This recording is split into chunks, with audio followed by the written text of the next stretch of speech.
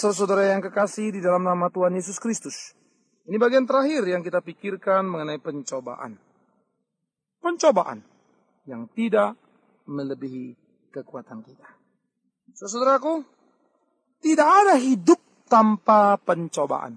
Baik pencobaan yang bersifat positif menguji dan memperbaiki kelakuan seseorang, atau pencobaan yang bersifat negatif menggoda, mencelakakan, menjebak untuk menghancurkan seseorang. Jadi, ingat kalimat ini baik-baik. Tidak ada hidup tanpa pencobaan, termasuk hidup orang percaya. Semakin saudara percaya, semakin saudara dekat Tuhan, bahkan angin badai pencobaan itu bisa jadi makin hari makin kencang. Ya, karena itu dituntut setiap kita menyikapi pencobaan itu dengan dewasa. Jangan kita menjadi kekanak-kanakan, saudara. Lalu kita melarikan diri dari realita yang ada. Lalu kita mulai mencari solusi dengan jalan pintas. Atau apa yang sering kali saya sebut sebagai ekstasi rohani. Begitu ya. Satu gejala yang membuat kita senang di tempat itu. Keluar dari tempat itu, ya kembali lagi. Sama seperti orang kalau makan ekstasi. Lupa semua masalah, lupa semua persoalan. Tenang.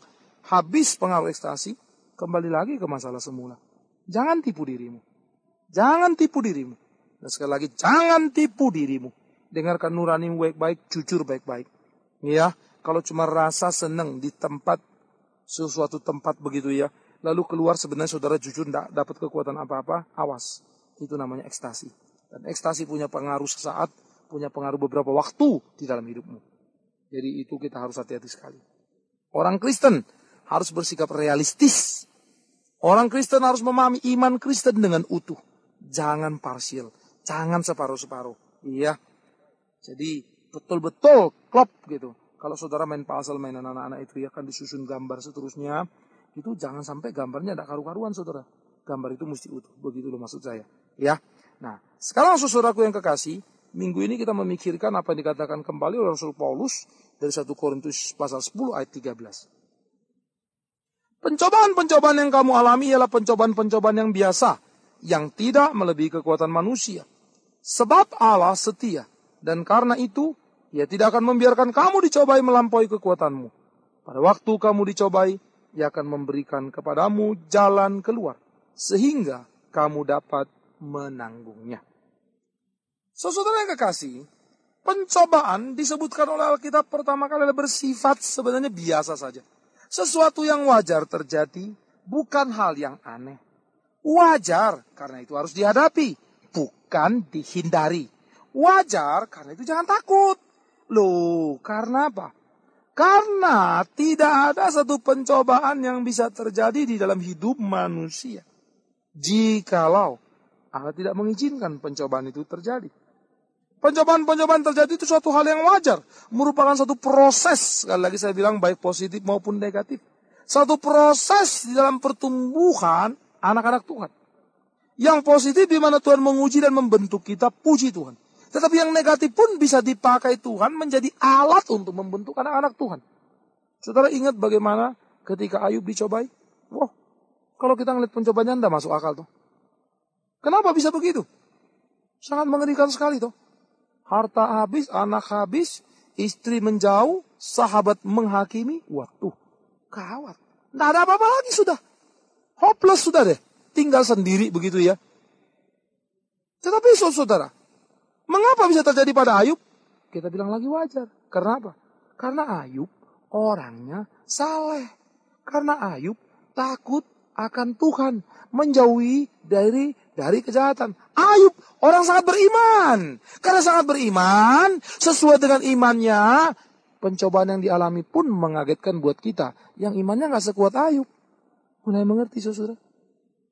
Jadi, pencobaan wajar. Besar, kecil. Berat, ringan. Wajar. Ya, karena apa wajar? Karena tidak pernah melebihi kekuatan kita. Ya, jadi pencobaan itu tidak perlu sikap yang berlebihan. Tetapi justru ketaatan kepada Kristus untuk menanggung, menerima semuanya. Dan percaya bahwa Kristus tidak pernah salah. Allah tidak pernah salah mengizinkan pencobaan yang terjadi di dalam hidup kita. Ayub segitu, kalau kita imannya gak seperti Ayub, tidak akan Allah cobai kita seperti mencobai Ayub.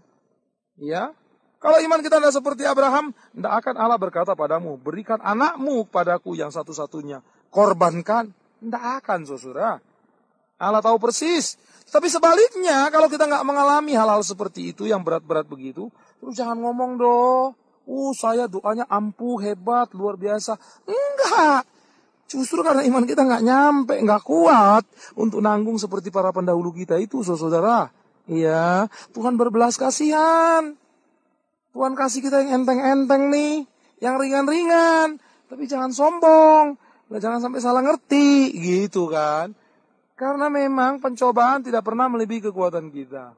Jadi kalau kita bisa lewati, jangan sombong. Karena memang nggak pernah melewati batas kekuatan.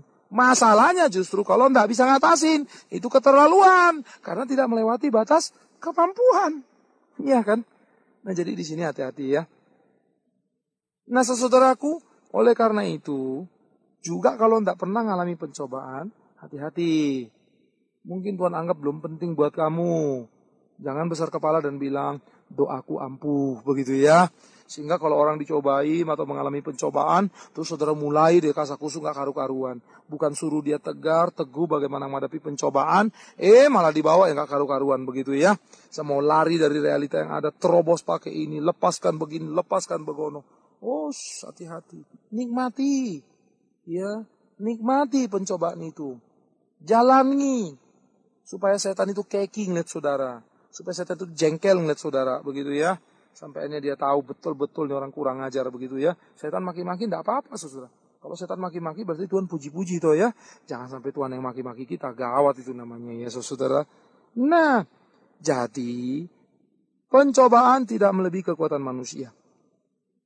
Kalau kita bisa menanggung, sudah seharusnya. Kalau kita gagal, itu yang keterlaluan. Nah, waktu kita mengalami pencobaan, Alkitab mengatakan, jangan takut karena ada jalan keluar yang Tuhan berikan. Karena itu saudaraku, pada waktu pencobaan yang kita tanggung itu jangan buru-buru menyimpulkan, waduh pencobaanku ini berat sekali. Ini sangat sulit, lebih dari orang lain, begitu ya. Lalu saudara mengatakan, aku tidak boleh menanggung ini. Ini tidak pantas bagiku. Aku kecewa kepada Tuhan. Ini berlarut-larut. Ini terlalu lama. Ini terlalu berat. Ini terlalu sulit. Waduh saudara. Saudara mulai marah-marah. Mulai maki-maki. Mulai kecewa sama Tuhan. Gawat sekali. Waktu saudara dicobai, ingat. Tidak pernah melebihi batas kemampuan. Baik itu datang pengujian dari Allah maupun dari iblis. Waktu Ayub dicobai, jangan ambil nyawanya, jangan ambil hidupnya, jangan ambil jiwanya. Itu yang Allah bilang. Supaya dia tetap hidup. Karena Allah tahu Ayub kuat menanggung. Dan Ayub sudah membuktikan hal itu. Ya. Allah memuji-muji Ayub. Adakah yang kau lihat hambaku Ayub yang luar biasa imannya itu? Wow. Hebat sekali. Jadi kalau kita mengalami pencobaan, jangan marah-marah. Tapi sebaliknya bagaimana kita tunduk, takluk, belajar apa yang Allah mau dari hidup kita. Bergantung pasrah dan menikmati semuanya. Dan menunggu pertolongan dari Dia. Karena dikatakan ada jalan keluar. Allah tidak bawa engkau ke jalan buntu, saudara, dalam pencobaan. Ada jalan keluar. Karena itu jangan takut. Karena itu jangan gentar. Dan sekali lagi jangan buru-buru mempersalahkan Allah.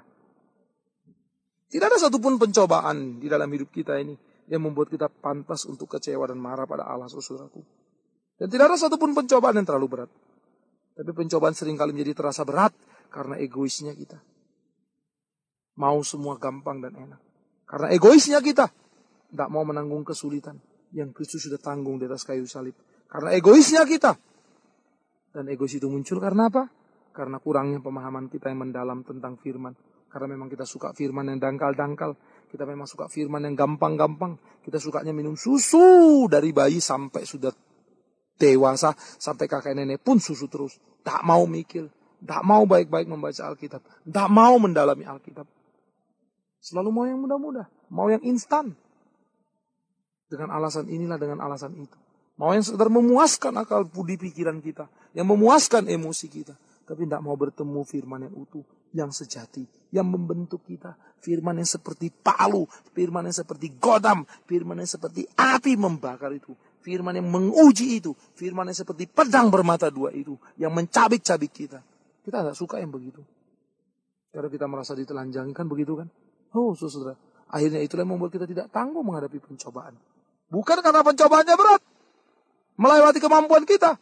Karena kitanya sendiri lengah dan tidak pernah mau berjaga diri karena terlalu bermanja-manja.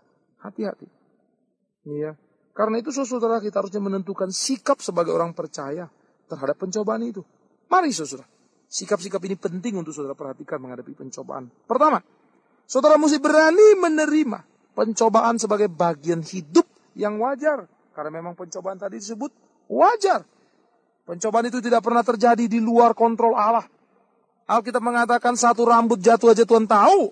Apalagi pencobaan-pencobaan yang gedenya, yang sulitnya kelihatan langsung. Lah kita sendiri bisa lihat, apalagi Tuhan. Satu rambut kita jatuh, mana kita bisa lihat, saudara. Tapi Tuhan lihat dan Tuhan tahu. Kita tidak tahu berapa hari. Satu hari itu berapa rambut yang jatuh. Tuhan tahu. Pencobaan yang kita alami, langsung kita tahu. Apalagi Tuhan, saudara. Iya kan? Nah karena itu, terima. Jangan berlaku seakan-akan Tuhan tidak tahu apa yang sedang terjadi. Sehingga saudara begitu merana, begitu sepi, sunyi, sepi sendiri, begitu ya. Jangan gitu toh. Ya, tekun, kuat, beriman sama Tuhan, saudaraku.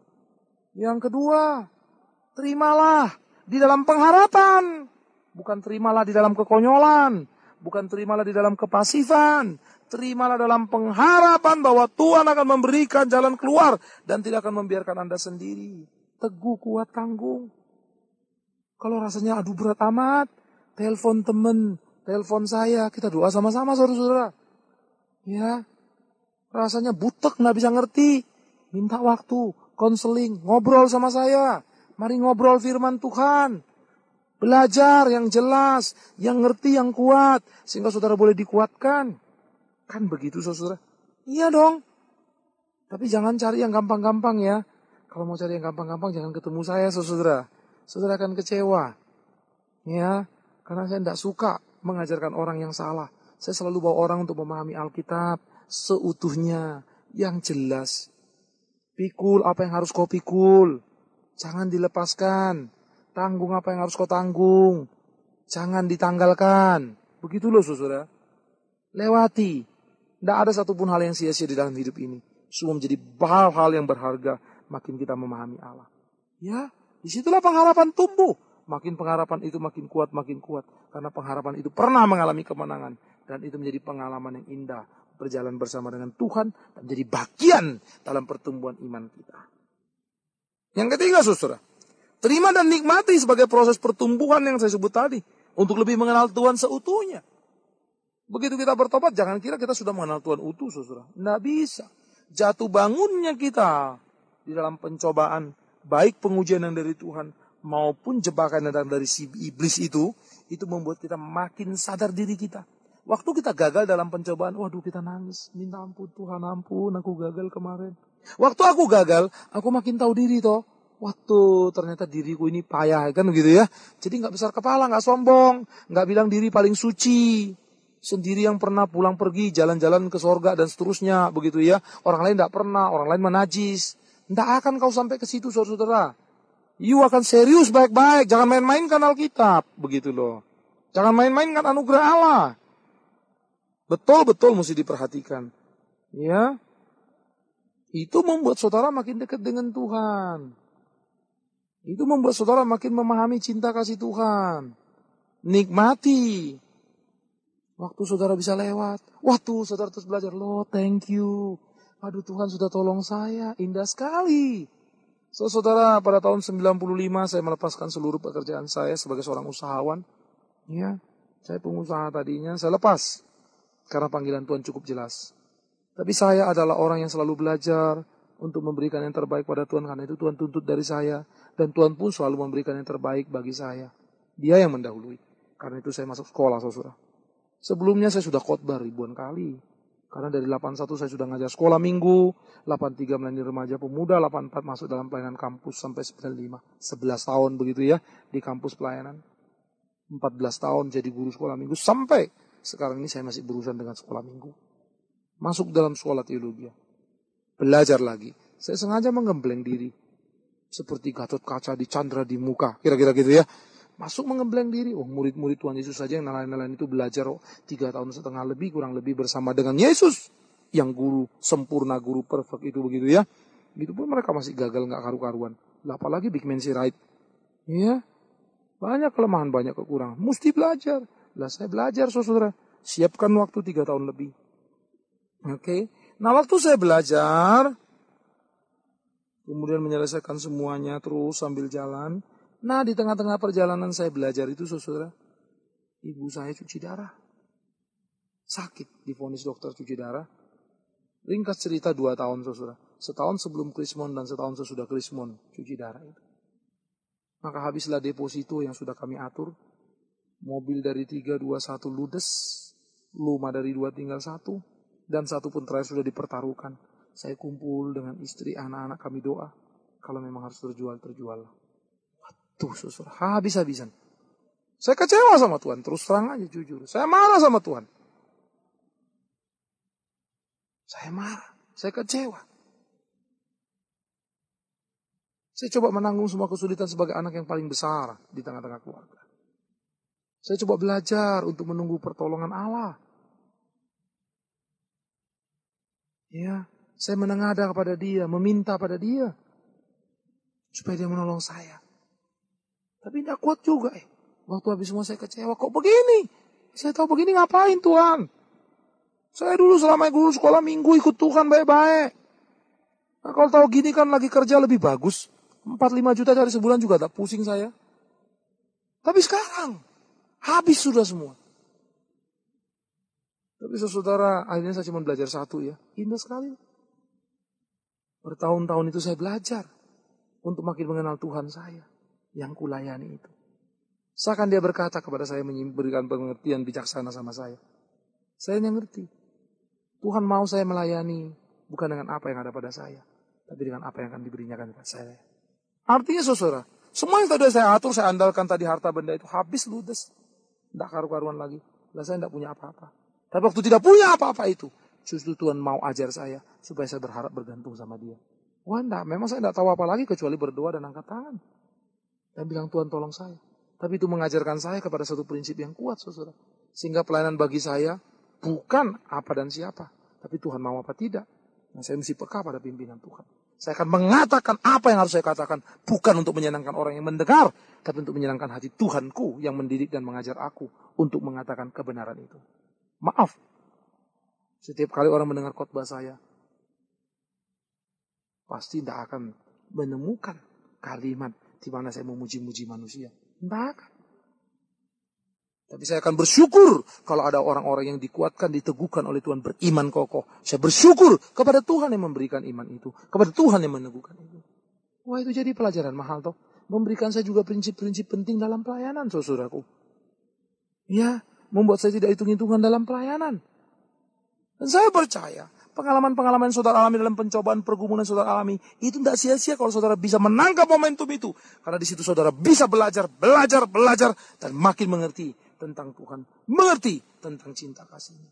Karena itu, layani Dia dengan baik. Bukankah begitu saudara? Akhir dari kesaksian ini, akhir dari para renungan ini juga kiranya boleh meneguhkan, menguatkan kita. Jalan hidup tidak selalu mulus. Tuhan tidak pernah menjanjikan matahari terus bersinar atau hujan terus turun. Tapi berganti-gantian. Panas datang, kita berdoa, Ia memberikan tempat perteduhan. Hujan datang, kita berdoa, Ia memberikan tempat persinggahan. Sehingga kita tetap boleh berkata, hujan ataupun panas bukan masalah. Karena Tuhan melindungi aku. Dan aku boleh mengerti variasi hidup ini, pengalaman hidup ini. Dan indah bersama dengan Dia. Bukankah saudara bangga boleh menjadi anak Tuhan? Banggalah kalau engkau boleh menanggung pencobaan-pencobaan dalam hidupmu. Banggalah. Karena akhirnya kita akan berkata, sungguh Tuhan hidup. Dan itu yang saya alami saudara. Karena akhirnya ketika ibu saya meninggal, kami gak jadi jual rumah yang terakhir begitu ya. Ibu saya meninggal sangat clear sekali. Hari Rabu, pagi dia mengalami perjamuan kudus. Rabu malam, dia sudah mengatakan, Tuhan menjemputku, sudah ada kereta kuda. Lalu dia berkata pada anak-anak saya, dia pesan apa semua begitu ya. Wah Yesus mau datang. Kamis, kemudian tetap dia mengatakan kalimat yang sama, akan pulang, akan dijemput begitu ya. Jumat dia minta semua orang kumpul, semua keluarga saya suruh kumpul. Lalu dia bilang, Minggu saya akan pesta ulang tahun, kumpul ya nyanyi sama-sama. Sabtu dia koma. Sabtu malam sesudah saya berdoa, 10 menit kemudian saya serahkannya pada Tuhan. Saya bilang, Tuhan bawa kalau saya mau bawa Mami. 10 menit lagi dia meninggal, saudara. Dengan cara yang sangat indah. Nggak ada tangisan. Semua penuh kekaguman dan sukacita. Begitu juga saya, bergelora sekali. Lain sekali. Dan saya baru ngerti yang namanya orang meninggal di dalam Tuhan mengalami sukacita. Yaitu saya ngerti. Dan saya bersyukur pada Tuhan. Indah sekali, saudara. Luar biasa. Saya sudah pernah khotbahkan itu berkali-kali. Tapi ngalamin saya baru 1 kali itu. Dan saya berterima kasih kepada Tuhan boleh izinkan. Ibu kandung saya sendiri. Hari Minggu memang semua orang jadi kumpul. Karena memang harus ada kebaktian. Tapi bukan ulang tahun dia. Dan kalau boleh dibilang ulang tahun, ya ulang tahun terakhir gitu ya. Ibu saya meninggal itu pada bulan Mei dan itu dia ulang tahun bulan Juli, saudara. Ya. Nah, oleh karena itu saudaraku yang kasih. Apakah yang boleh saya katakan? Saya puas sekali. Saya tidak menyesal percaya kepada Tuhanku yang hidup. Dan saya tidak kecewa untuk apa yang boleh kualami. Pencobaan-pencobaan yang susah. Karena itu, kalau hari ini saudara mengalami pencobaan dalam hidup, jangan kecewa. Awas. Ada pengalaman indah yang saudara boleh alami bersama dengan dia. Jangan lewatkan. Kita berdoa. Bapa di dalam surga, kami bersyukur untuk apa yang boleh kami renungkan. Tuhan kuatkan, Tuhan teguhkan kami untuk boleh memahaminya di dalam pemahaman yang utuh dan sepenuhnya. Supaya kami sungguh-sungguh boleh menikmati setiap apa yang terjadi dalam hidup kami. Pencobaan-pencobaan yang ringan, yang berat, yang sulit seperti apapun. Biar kami selalu bergantung padamu, berharap padamu. Tolong kami dalam cinta kasih-Mu. Dahulu kami dalam bertindak, berbuat, berpikir, berkata-kata. Sehingga kami boleh mengalami peristiwa besar yang boleh kami alami. Seperti apa yang hamba boleh alami, terima kasih. Jadinya boleh menjadi berkat bagi saudara yang lain. Dan saudaraku yang menghadapi problema, pencobaan. Tuhan kuatkan mereka. Tuhan teguhkan mereka. Tolong untuk mereka boleh menikmatinya di dalam Engkau. Demi Yesus Kristus, Tuhan kami yang hidup. Kami berdoa dan mengucap syukur.